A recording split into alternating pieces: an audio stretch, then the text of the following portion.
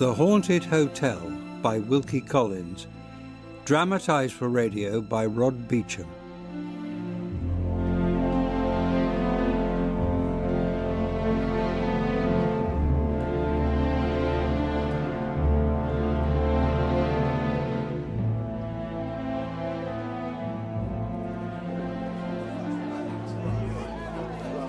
Excuse me, it's so terribly crowded. Would you mind if I shared your table? Oh, not at all.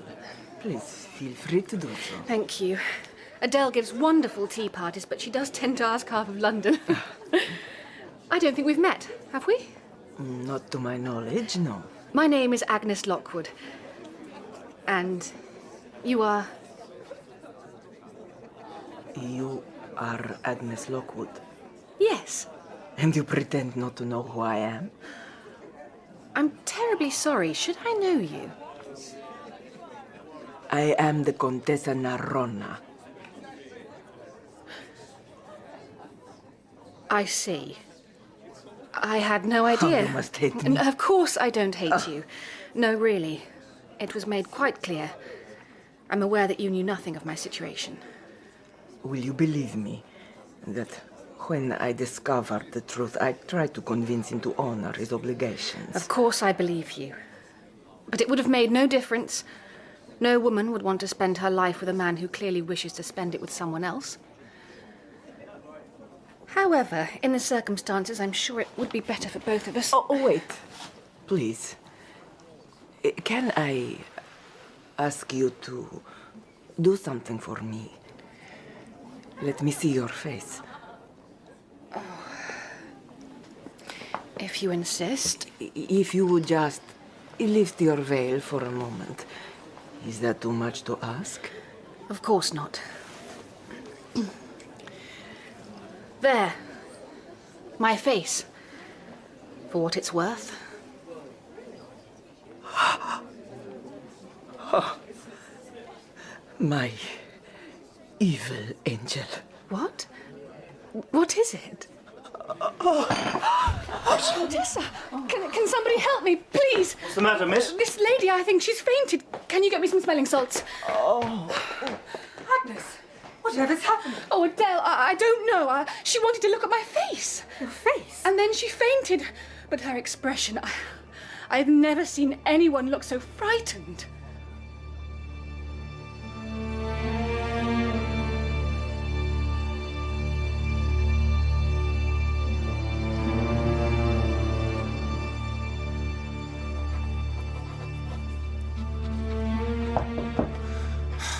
Come in.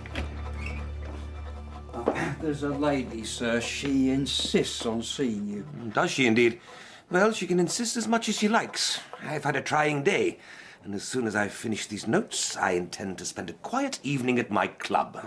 She's a countess, Doctor. I don't care if it's Her Majesty herself. Tell her she can come back in the morning. It may be too late in the morning. Madam, you can't just walk Dr. in... Wybrow, you have the reputation of being the sort of man who never runs away from a challenge. Do I indeed? So I simply want you to answer one straightforward question. And what is that? Whether or not I am going mad. Madam, I think you have been given an exaggerated notion of my abilities. All I ask is 5 minutes of your time to tell you my story and to hear your opinion. All right, Robert, you may leave us. Well, if you're sure, Doctor. Quite sure.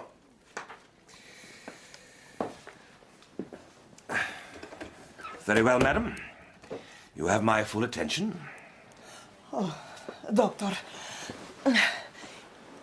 this afternoon, I met someone. Someone I had unintentionally wronged.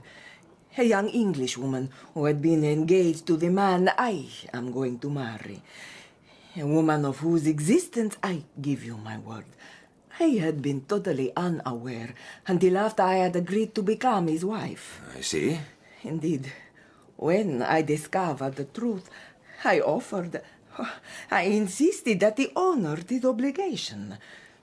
But then he showed me a letter from the woman herself. A noble, high-minded letter releasing him from his promises. But also one that made it clear, gently but firmly, that there was no hope under any circumstances of ever renewing their relationship. Go on. He appealed to my compassion. You know what women are. I was too soft-hearted, and we are to be married this very week. I can see this has been very distressing for all parties, Contessa. But you spoke of madness. This afternoon, as I say, I met her by chance. We exchanged a few words. And then, I don't know why, I was seized with a need to study her face, to look into her eyes. But when I looked into them, I felt a terror that I have never felt in the whole of my life. A terror of what exactly? Retribution. I felt at that moment she knew I was going to commit some dreadful crime, and that she would make me pay for it. And then? I fainted. And when I recovered, she was gone.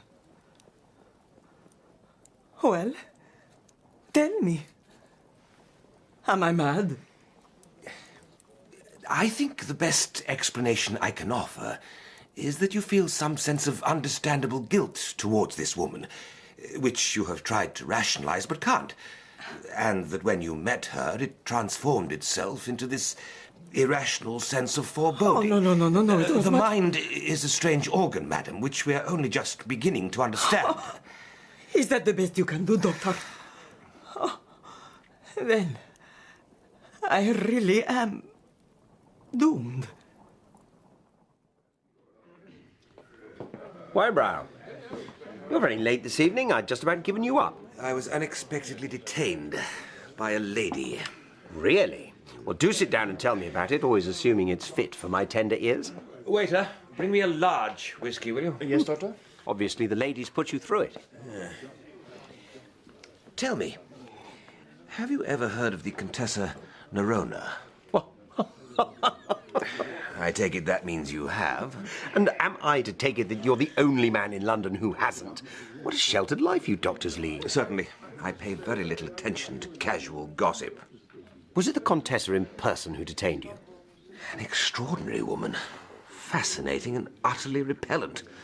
As pale as death. And her eyes. At once the cruelest I've ever seen and the saddest. What do you know of her? A great deal, and none of it to the lady's credit. But as you say, you're not partial to casual gossip. I think it would be fair to say that in this instance my interest is professional. Of course. Well, they say she was in fact never married to the Count whose widow she claims to be, that she narrowly escaped being implicated in a poisoning trial in Vienna, that she was a spy for the Austrians in Milan, and that the man she claims is her brother isn't really her brother at all. What man is this? Your whiskey, sir? Ah, thank you. He calls himself Baron Rivard. Word has it that he's a gambler at every table on the continent, and that most recently Milady herself had to flee Paris under the accusation of running an illegal gambling salon. But I don't understand. What man of any sense or breeding would break off his engagement to marry such a woman? Would I have heard of him?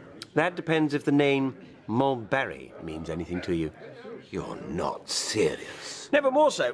Herbert John Westwick, 1st Baron Mulberry of Mulberry, King's County, Ireland. That's the fish your Contessa has landed for herself. But the man must be mad. That's the kindest way of looking at it. Oh, Henry, I'm so sorry. I'd no idea you were there. Don't distress yourself, Carstairs. Nothing you can say about my brother that would offend me. Unless, of course, you were foolish enough to try and defend him. It's a sad business, certainly. It's a vile business. The way my brother has treated Agnes is vile, beyond belief. There's no other way of putting it. Quite. Will you join us, Henry? Oh, if I'm not intruding. No, of course not. Wybrow, this is Henry Westwick, Mulberry's youngest brother. How do you do? Except that he is no longer my brother. I told him so to his face. The thing is, Wybrow has just come hot-foot from an interview with the lady herself, the so-called Contessa. Really? May I ask what you made of her, Doctor? I found her to be a very troubled woman. I'm delighted to hear it. She's caused enough trouble for others. Yes, but to be fair, well, you know women. They go where their hearts lead them. Always assuming they have a heart. No, but I mean, she's hardly marrying him for his money. The estate is entailed, surely. I mean, if anything happened to Montbarry, she wouldn't see a penny of it. Not of the estate, no. But I happened to learn only this morning that my brother, the Montbarry, has insured his life in her favour for the sum of £10,000. Sounds like Montbarry's walked into a hornet's nest. Well, he only has himself to blame. After the way he's treated poor Agnes, he deserves anything that happens to him. Now, if you'll excuse me, gentlemen. Yes, of course, pleasure to me. Oh, poor young devil. He certainly seems passionate about his brother's behaviour. No. He's in love with the girl himself. With Miss Lockwood? Yes. Well, they're cousins, you know. Agnes practically grew up with Herbert, Henry and Francis. He's the middle brother, next in line to the title. And Henry's been sweet on her since they were children. Rumour has it Henry even proposed to her. But she preferred the eldest brother. Agnes felt about Montbarry the way Henry feels about her. Maybe even more passionately. Montbarry and your Contessa between them, they broke Agnes's heart.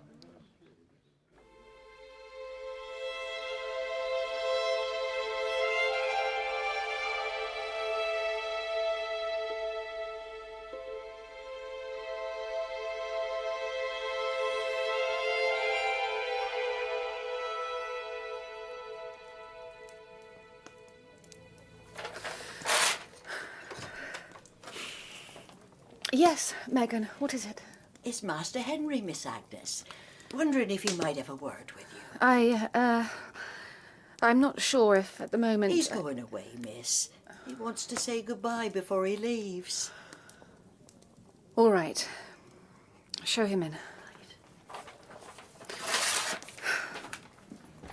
Agnes, my dear, Oh, I'm sorry. I've come at a bad moment. You're burning his letters? You've come at exactly the right moment, Henry. This is the very last one. Oh, there. That's done. Now that they're actually married, it seemed appropriate somehow. Agnes? Did you go to the church? Of course I didn't. How could you even think it? None of the family went. Not even Francis? Well, Francis least of all. He feels even more contempt for Herbert than I do. And even if he wanted to, do you think Suzannah would have let him? Oh, Suzannah is a dear. She's just written, in fact, asking me to go and stay with the family. Shall you go? I think so. It will help me take my mind off. I understand Montbarry and the Contessa went abroad the day after the marriage. Because no decent person would look them in the face. I think they're in Italy somewhere. They could be in hell for all I care. Forgive me. And now Megan tells me you're going abroad. I'm out of spirits, Agnes. I want a change. Besides, if I stayed here, there are things I might say to you that probably better left unsaid. For the moment, anyway. Excuse me, miss, I'm sorry to disturb, but little Mrs. Ferrari is here, wondering if she might say a few words to you. Of course. Henry, you remember Emily Bidwell, my favourite pupil at the village school. She married an Italian courier named Ferrari, but I'm afraid it hasn't turned out very well. Do you mind my having her in for a minute? I'd be happy to see her some other time. I think probably it's best if I say goodbye. As you wish. Take care of yourself, Henry. This way, sir. Don't be downhearted, Mr. Henry. Try her again when you come back. Well, Emily, what can I do for you? I'm afraid to tell you, miss. Afraid? Have I become some sort of dragon? Is it your husband who's making you afraid? No, miss. In his own way, he's devoted to me and the children. But he has got a temper on him, especially if he's not working. But didn't you tell me he had an engagement to take some ladies to Italy? That fell through, miss. And it's left him last in the queue for any more work that's going. Oh, I'm sorry to hear that. The thing is, miss, if he could be privately recommended, Oh, I see. Because a letter inquiring for a good courier came to the office this morning. 6 months at least, travelling through Italy and then staying on in Venice. Only there are other people ahead of Mr. Ferrari. But if he could send off his testimonials with a special recommendation from you, it might just turn the scales. Why, yes, of course. Who are the people concerned? Emily? Oh, I'm ashamed to tell you, miss. What on earth do you mean? It's Lord Montbarry. Emily!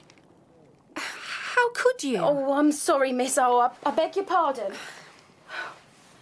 I'm not quite as bad as you think me, but I beg your pardon all the same. No, wait.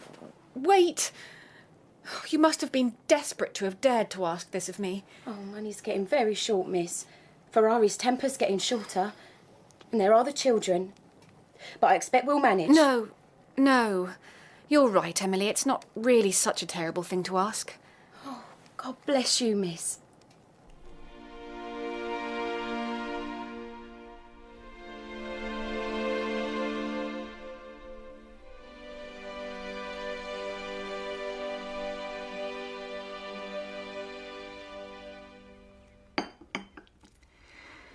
Must you really go back to London tomorrow, Agnes? Suzannah, I really must. There are things I have to do.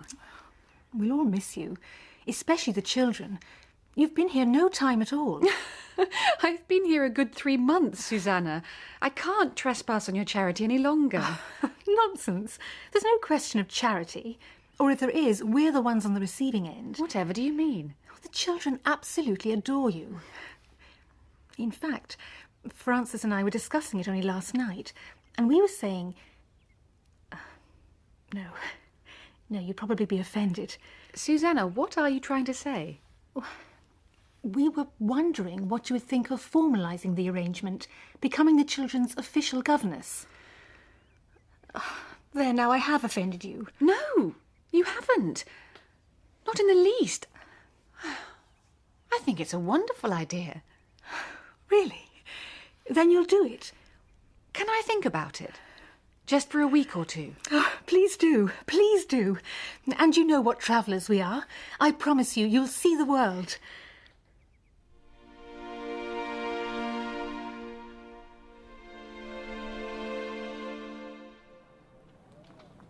Oh, Miss Agnes.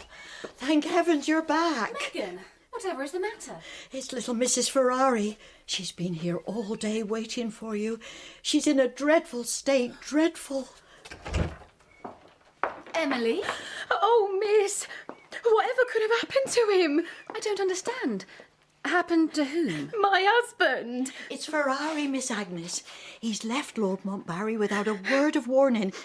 And nobody knows what's become of him. Who told you this? The courier's office, miss. The secretary himself. Calm yourself, Emily. I'm sure there's some perfectly reasonable explanation. What explanation could there be, miss? I know he's not always the best of men, but to walk away from his employers without a word... Why would he do such a thing? Was there nothing in his letters that might give you some sort of explanation? Not really, miss. I have them all here. The last one, perhaps. It made me feel uneasy when I read it, but it still doesn't explain anything. May I? Of course, miss. Maybe you'll see something I couldn't. Dear Emily, more of my lord's economy. Instead of going to a hotel, we have hired a damp... Instead of going to a hotel, we have hired the damp, rambling old palace. Apparently, it comes cheaper for a 2 months' term. My lord tried to get it for longer. He says the peace of Venice is good for his nerves. But a foreign speculator has acquired the palace and is going to turn it into a hotel. The Baron is still with us. He and his lordship seem to disagree more and more with every passing day. What about exactly I couldn't say, but it seems to be to do with money. And it's had a bad effect on Milady as well. She was much nicer before the Baron arrived. The result is Lord Montbarry shuts himself up in his own room with his books and sees as little of his wife and the Baron as possible. The thing is, I've heard the rumours that the Baron and Milady are something quite different from the brother and the sister they claim to be. If my lord's suspicions are once awakened, the consequences will be terrible. However, the pay is good, and I cannot afford to talk of leaving. You see, miss? He can't afford to talk of leaving, and yet within a week of writing that letter, he just ups and walks out. At least, that's what she says. She? The so-called Contessa. That's what she wrote to the courier's office. But you think she's lying? Oh, I don't know what to think. Oh, miss, what should I do?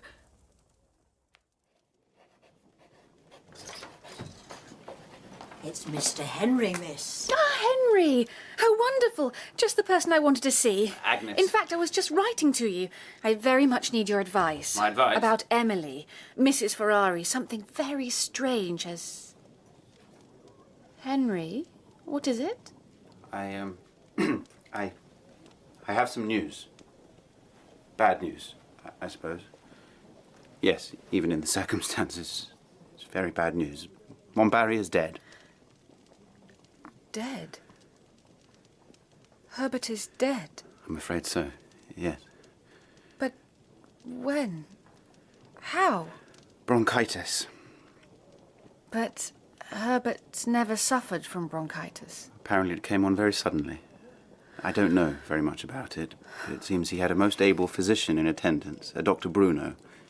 But there was nothing he or anyone else could do. I see.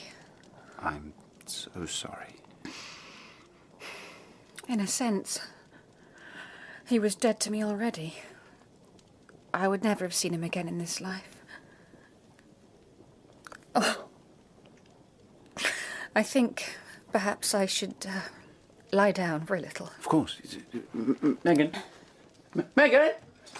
Whatever is it? Could you help her to bed? He's dead. Lord Montbarry. Herbert is dead. Oh, my poor, poor lamb.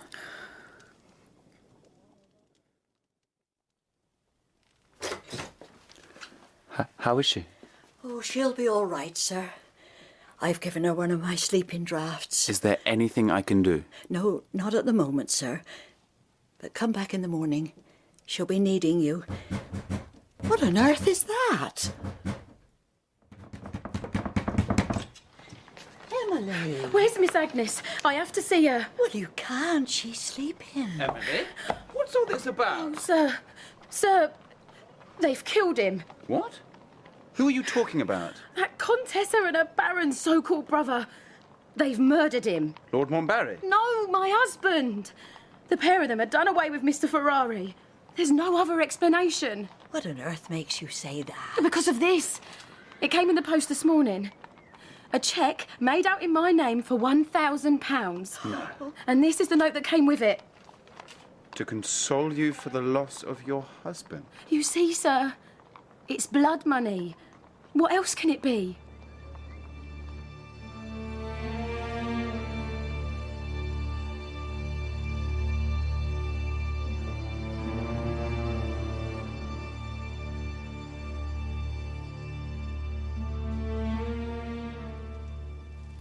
Are you sure you want to talk about this, Agnes? Perhaps you shouldn't excite yourself.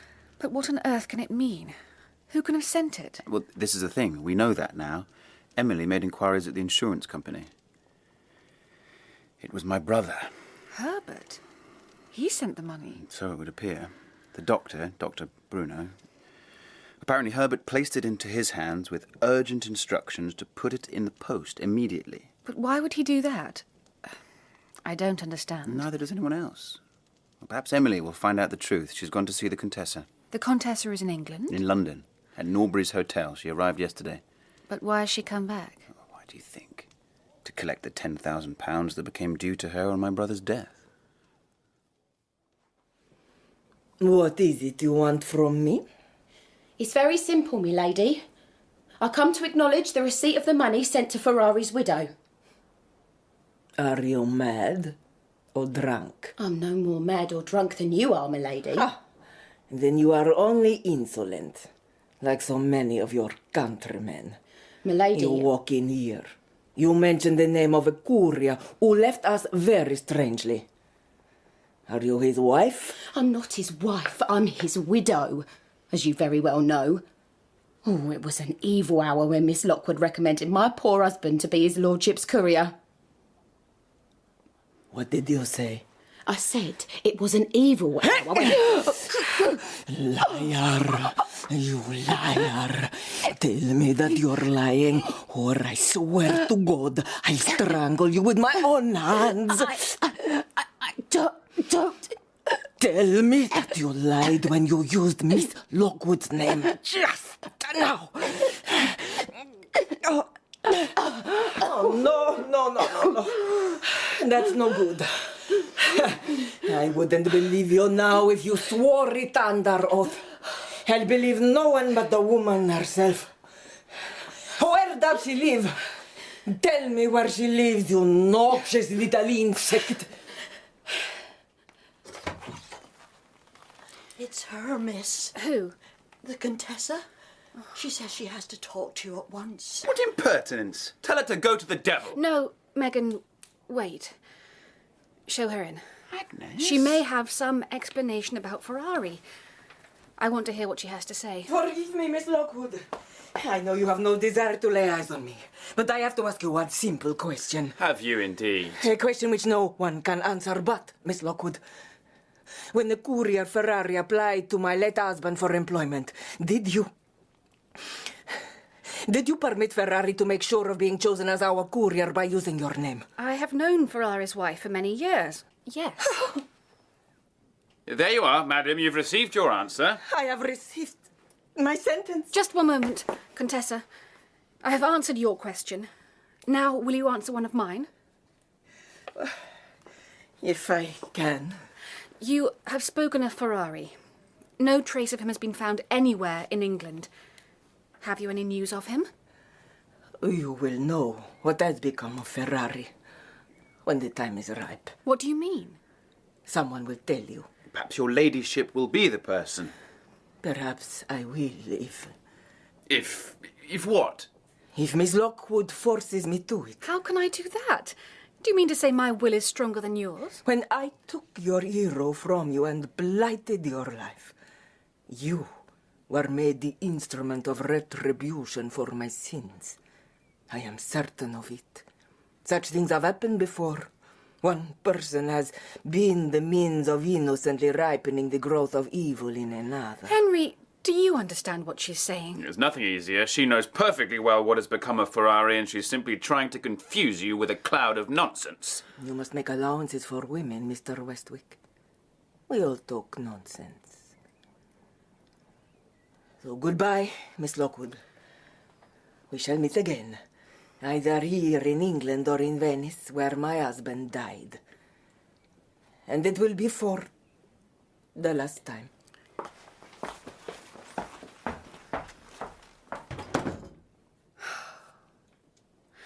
Do you think she is mad? I think she is simply wicked. I believe she came here to enjoy the luxury of frightening you. She has frightened me. I'm anxious about you, Agnes. If I hadn't been here, who knows what that vile woman might have said or done. It's all right, Henry. Now, Agnes, please, listen, I can't bear the thought of you spending your life alone and unprotected, especially after what's happened today. I don't need protecting, Henry. Of course you do. All women need protection.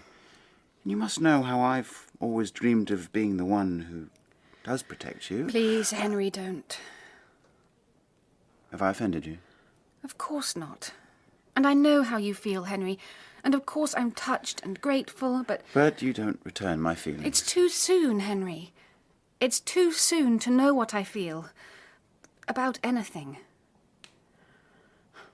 I'm sorry, I've been very clumsy.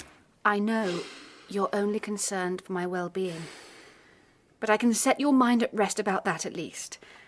For the next year, I shall be well looked after. Oh, by whom? By none other than your brother Francis and my oldest friend in the world, Suzannah. You're going to live with him? Oh, I shall earn my keep, Henry. I shall spend my time as governess to their delightful children. Yes, but... It will give me time to think, Henry. To recover. To sort out the jumble in my poor, confused head. When you say sort it out... Please, Henry. I've no idea what I'll be feeling a year from now. I'm not saying things will be different, and I'm not saying they won't be either. I know it isn't fair, but it is the best I can do. All right, then. A year it is.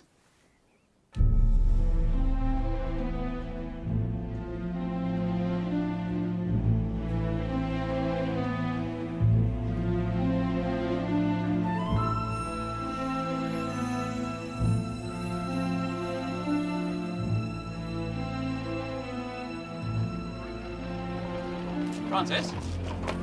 Francis! Good Lord, Henry! Is it really you? It's really me, big brother. But I had no idea you were in Paris. No, I wasn't, until an hour ago. I've just got off the train. Well, well. What are you doing here? What do you think? Come to see my nieces and nephews. Haven't laid eyes on them for over a year. I see.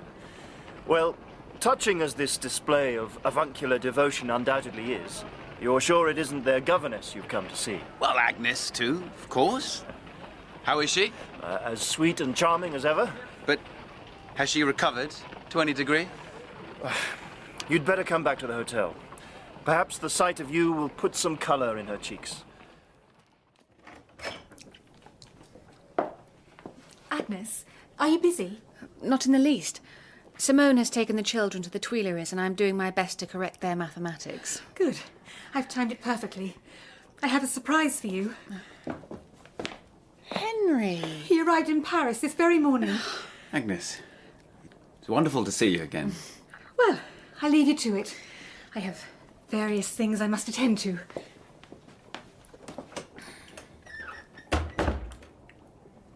So, Agnes, how are you? As you see me, Henry, how do I appear to you? Not terribly happy, I must say. No. I thought with all the time that's gone by, you might have come to a different frame of mind. Did you?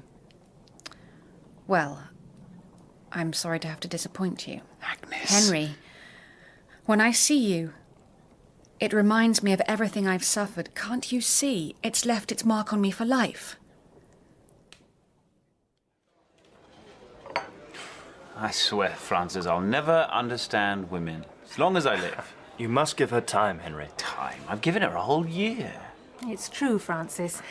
I thought that being with us and the children would help her to take a more positive attitude. She seems to feel the loss of Montbarry as though he died faithful to her. And she mourns him in a way that none of us does. Even if he was unworthy of her, he was still the man of her choice. It's in her nature to be faithful to his memory. I don't know, Henry. Perhaps things will change when we get to Venice. Venice? It's our next port of call. We're going to try out this wonderful new hotel everyone's talking about, the Palace. Perhaps the change will have a beneficial effect on Agnes. For heaven's sake, Herbert died in Venice. It will only make matters worse. Or it might bring things to a head, enable her to say goodbye to him once and for all. Henry, I've just had the most wonderful idea. Why don't you come with us to Venice? What? That's an excellent idea. Why don't you do that, little brother? Stay here for the next couple of weeks, and then we can all travel together. The idea doesn't seem to appeal. No, it's not that, is it? Just, I don't think Agnes would relish my company at the moment. I seem to irritate her, to say the least of it. I think it's wiser if I make my farewells. All right, then. You leave. Go on to Venice ahead of us. And meanwhile, I'll use all my best efforts on Agnes, try and convince her she's done her duty by Montbarry's memory, and that it's time she was free to think about her own happiness. By the time we join you, she might be in a different frame of mind. What do you think?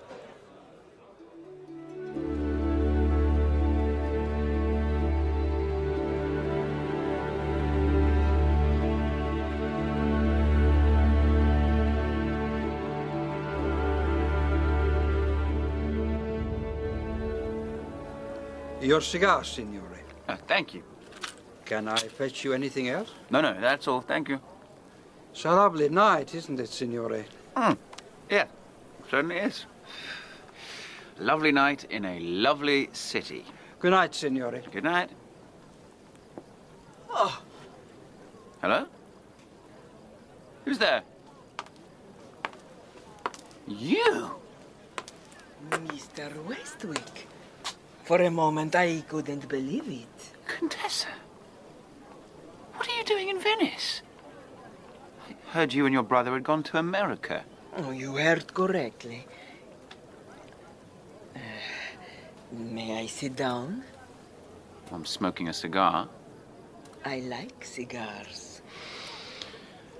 Well, sit down then. I can't stop you. Thank you. So I take it you lost your appetite for things American? I lost more than my appetite. I lost my companion. Oh, I see. He found more congenial company? Another sister, perhaps? He died. Oh, dear. Shot to death in a gambling saloon? My brother died no extraordinary death, Mr. Westwick. He sank with many other unfortunate wretches under a fever prevalent in a city we happened to be visiting. And now you've returned to Venice, in spite of what must surely be unhappy memories. Yes. I couldn't help myself. Whatever do you mean? If I had a will of my own, I would never have set foot in Venice. I hate the wretched city. But here I am. Tell me, when does Miss Lockwood arrive? How the devil did you know Agnes was coming here? Let's say that I guessed it. And do you know why? I've no idea what the superficial reason may be. I only know that we are to meet. By chance, by destiny, call it whatever you like. Chance seems to have a queer way of bringing the meeting about. We've arranged to stay at the Palace Hotel. Your name is not on the visitors' list? Surely you understand my reasons for shunning that hotel. I'm afraid I have absolutely no idea. If you say so. Nevertheless, I think you are right, Mr. Westwick. Destiny demands that I move into the Palace Hotel. I shall see to it immediately. Oh, isn't it beautiful? In the moonlight. What? The Church of San Marco. Goodbye, San Marco by moonlight. I shall not see you again.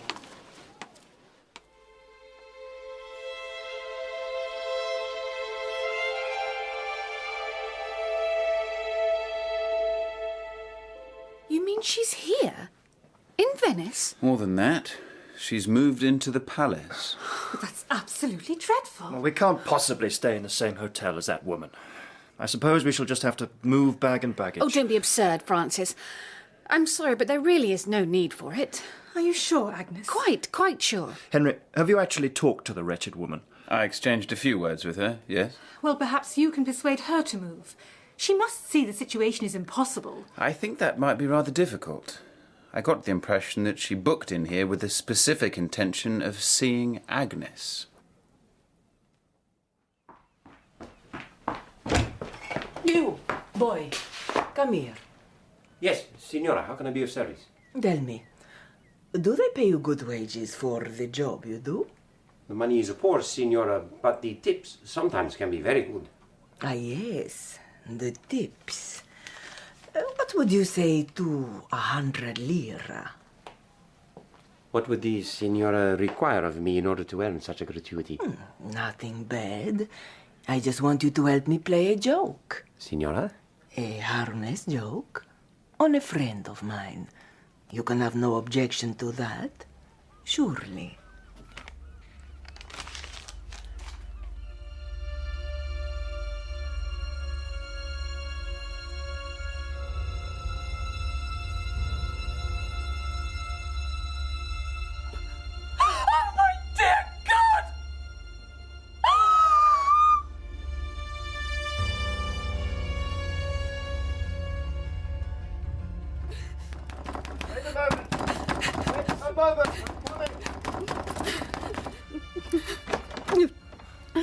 Agnes, my dear, whatever is it? Oh, Francis. Oh, God, the things I've seen.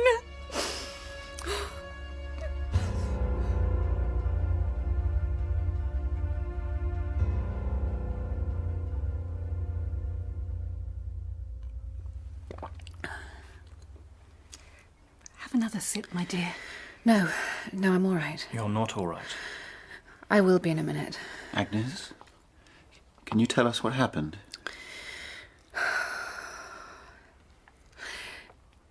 It was the room.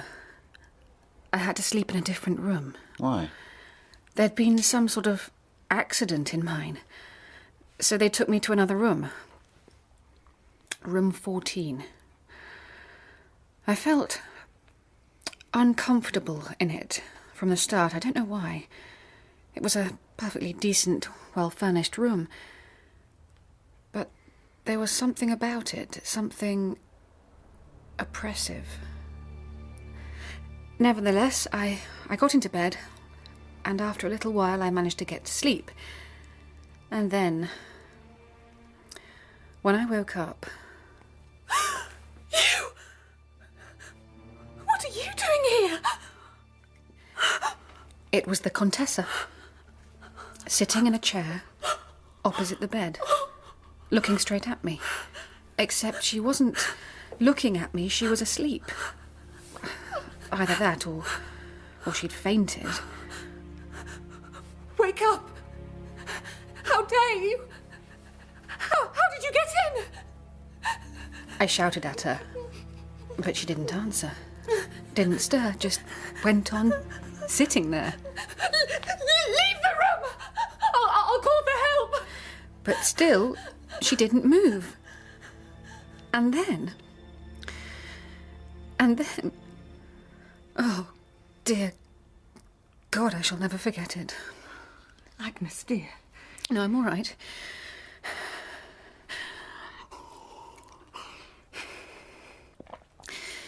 It was a head. A terrible, human head, floating in the air in the middle of the room. I've never seen anything like it. There was no flesh. The skin was stretched tight over the bones and dark, like the skin of a mummy. The eyes were closed. The lips, oh, horrible blue lips, were pulled back from the teeth in a terrible grin. For a moment it seemed suspended between the floor and the ceiling, and then it started to descend towards me. Oh, my dear God!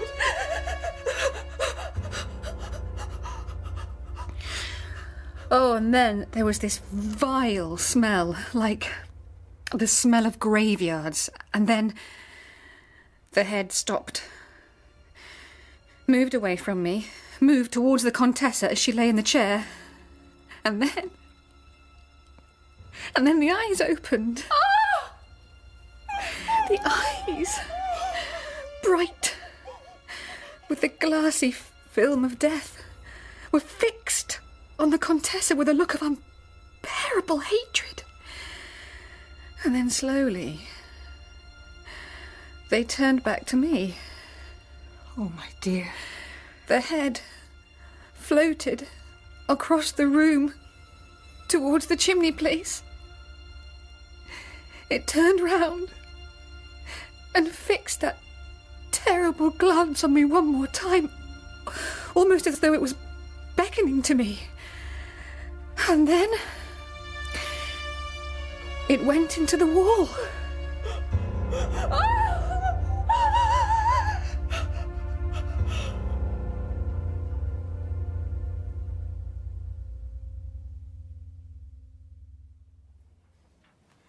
And you say this is where the head disappeared? Just there, at this very spot. Sounds surprisingly hollow. Does that mean anything? Well, there are two possibilities. Either Agnes dreamt the whole thing. It wasn't a dream. Oh, I only wish it was. Or the thing was trying to tell her something. Draw attention to whatever lies behind this wall. I think we should get hold of the manager. Persuade him by whatever means we can to let us take the plaster down.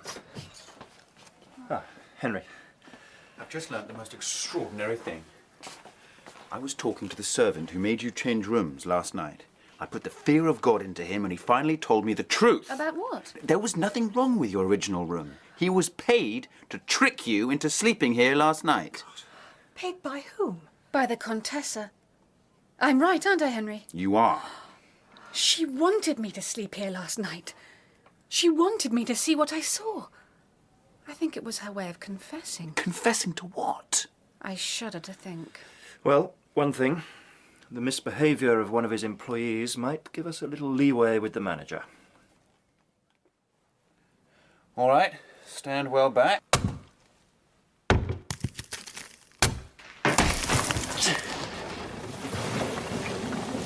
Let's see what we have here. Signore, perhaps in these circumstances I should be the one. No. I'd rather see for myself.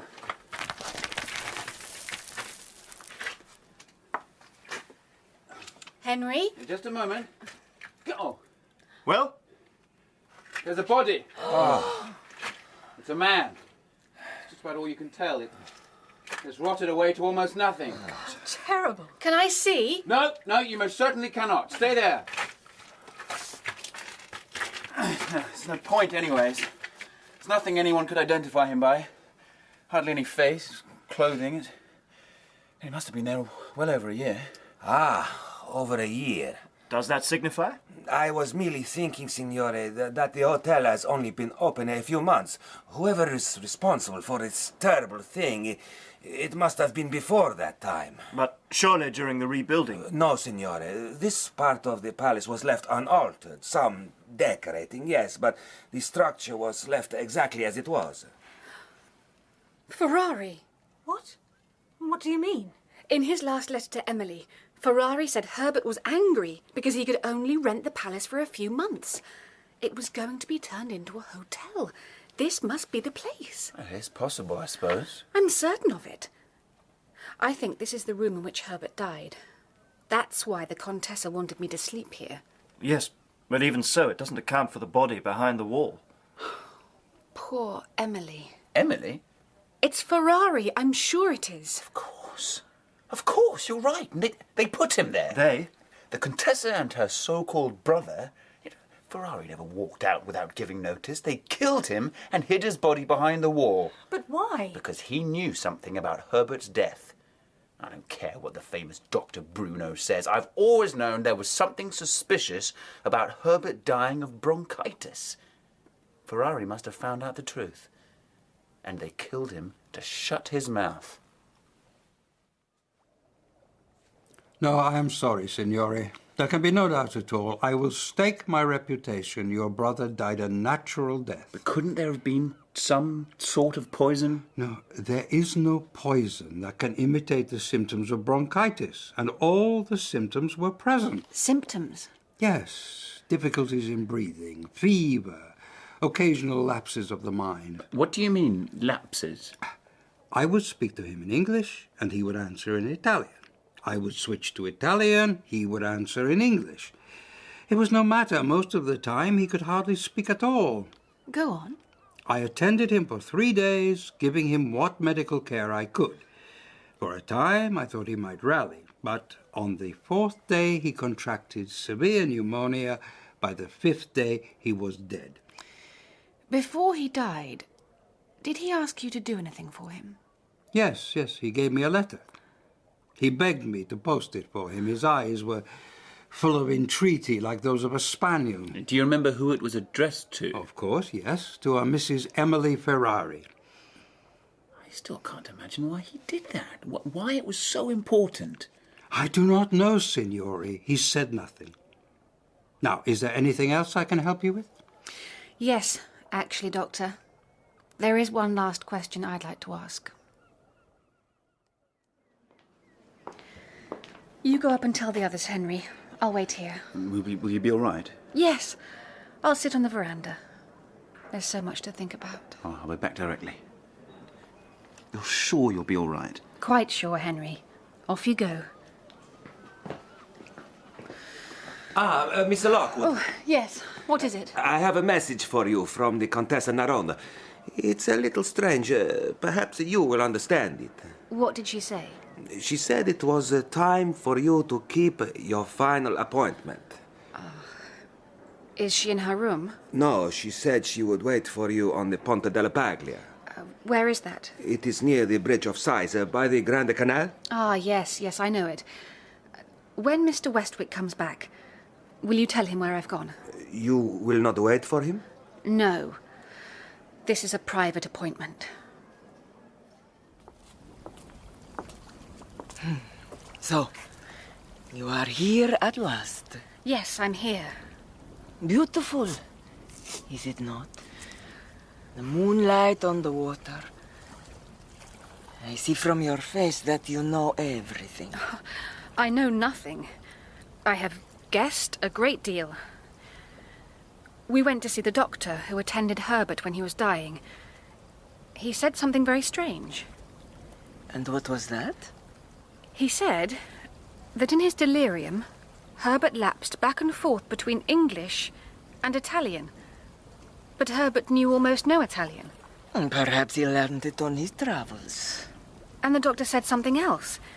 He said when Herbert asked him to post the letter to Mrs. Ferrari, his eyes were full of entreaty, like a spaniel's.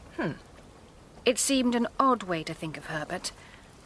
So I asked the doctor one more question. Yes? I said, do you mean his eyes were brown, like those of a spaniel? And he said yes. Well, Herbert's eyes were blue. Blue as the sea. It was Ferrari's eyes that were brown. It wasn't Herbert, was it? Who died in that bed? It was Ferrari. You discovered that Ferrari was ill, knew that it was bound to be fatal, and so you found the perfect plan for killing Herbert with impunity. Ferrari would pretend to be Herbert all the time Dr. Bruno was treating him. In exchange, you would care for Ferrari's wife and children to the tune of £1,000. Poor, wretched man. How could he refuse? It's the truth, isn't it? Why do you even ask? You know everything. No. I don't know what happened to Herbert. Did he suffer? Not greatly. It was poison. Something the Baron had found. He put it in his wine. It was painful, but it was over very quickly. Poor Herbert. Poor Herbert. He was not a good man. You know that. He didn't deserve to die like that. Perhaps not. And Ferrari, did he know what you'd done? He knew nothing. Perhaps he guessed. What difference does it make now? Of course, it can be argued that you can prove none of this. I'm sure if we opened Herbert's coffin, even after all this time, there would be enough discrepancies to prove the body wasn't his. Good. So there is no escape. You have done what you were always meant to do. I don't understand you. From the moment we met, when you first looked into my eyes, you said I was your evil angel. More certainly than I have ever known anything in my life. Then why did you do it? Were you so weak? Were you so much in the Baron's power, all you had to do was refuse? Oh, how easy it must be for someone who has lived the life you have to speak of resisting temptation. If you only knew. But never mind, you are right. In the end, we bring our fate on ourselves. You are not to blame. Go now. Your work is finished. It's strange. I almost want to thank you. Thank me? It's as though, by finding out the truth about Herbert, I am finally free of his memory. Good. Then I have been of some service. Go to your destiny.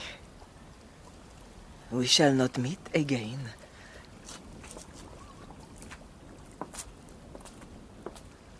Pray for me.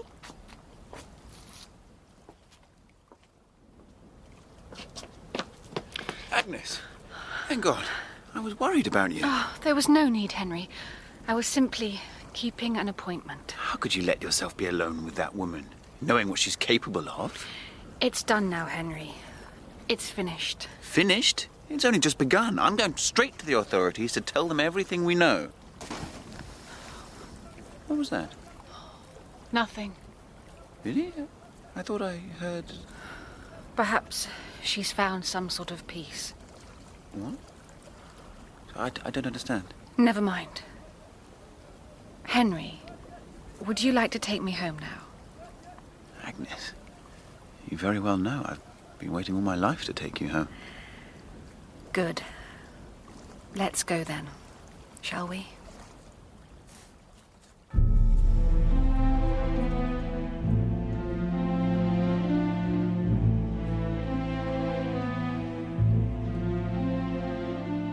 In the Haunted Hotel by Wilkie Collins, dramatised for radio by Rod Beacham, Agnes Lockwood was played by Jasmine Hyde, Henry Westwick by Harry Lloyd, Countess Narona, Adjoa Andoh, Francis Westwick, Simon Bubb, Suzannah Westwick, Katherine Igoe, Emily Ferrari, Alex Rivers, Megan, Josie Kidd, Dr. Wybrow, Gerard McDermott, Carstairs, James Lely, and Dr. Bruno by Rod Beacham. Other parts were played by the cast, and the play was directed by Bruce Young.